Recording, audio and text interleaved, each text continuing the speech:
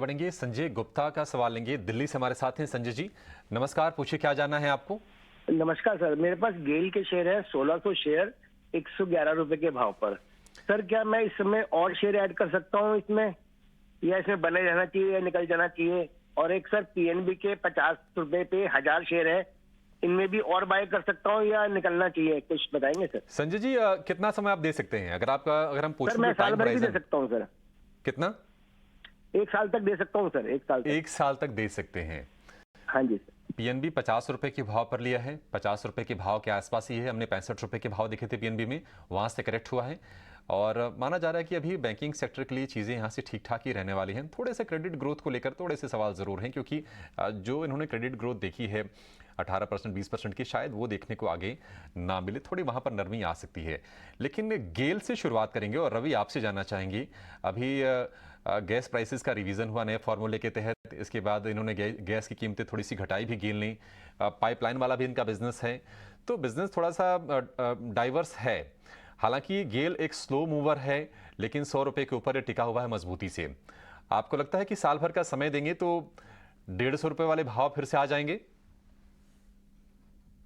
देखिए अभिषेक जी, मैं कहूंगा कि संजय जी ने दो स्टॉक चूज किए, एक बहुत अच्छा है और एक के फंडामेंटल बहुत पुअर है। तो पहले गेल का जैसे अगर बात करूं तो देखिए ओवरऑल इस स्टॉक में सबसे अच्छी बात है कि 109 रुपए पे भी अगर खड़ा रहा तो आपको 10% का रिटर्न मिलेगा डिविडेंड यील्ड से, क्योंकि ये स्टॉक डिविडेंड बहुत अच्छे देता है। तो मुझे लगता है कि अगर स्टॉक का यानी कि फायदा और साथ ही डिविडेंड का भी फायदा, तो अगर स्टॉक की बात करें तो स्ट्रक्चर अच्छा है और इन्होंने एवरेज करने की बात की है, तो बिल्कुल आप 100 से 109 के बीच में आप जब चाहे तब एवरेज कर सकते हैं। और अप साइड का टारगेट अगर बहुत ज्यादा तो नहीं, लेकिन हाँ 115 118 120 के आसपास भी अगर आता है तो आपको डबल रिटर्न मिलेंगे। और जैसा अभिषेक जी आप एक्सपेक्टेशन 140-45 की कर रहे हैं, तो थोड़ा सा ओवर साइड है, लेकिन ये है कि आपको यहां से नुकसान नहीं होगा। तो मुझे लगता है कि बिल्कुल गेल में आपको एवरेज करना चाहिए और 1 साल का लक्ष्य अगर रखते हैं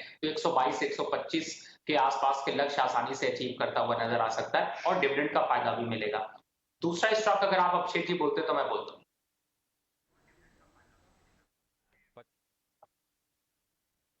देखा था कि 65 रुपए के आसपास तक गया, 50 वहां से अब करीब करीब उस स्तर से कह सकते हैं कि 30% के आसपास से ये नीचे है। सस्ता आपको लग रहा है? क्या लगता है कि और ऐड करना चाहिए? बढ़िया मौका है।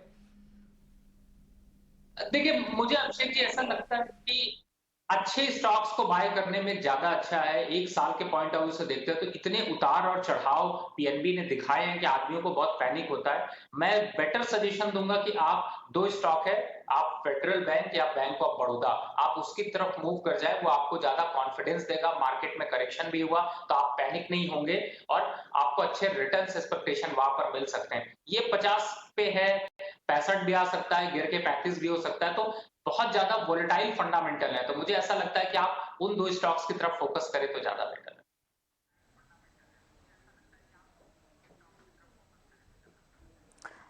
तो federal bank, bank of Baroda जैसे स्टॉक ज्यादा बेटर दिखाई दे रहे हैं स्तरों पर, वहां नजर रखिए। पीएनबी से अपना निवेश आप चाहे तो एग्जिट कर सकते हैं।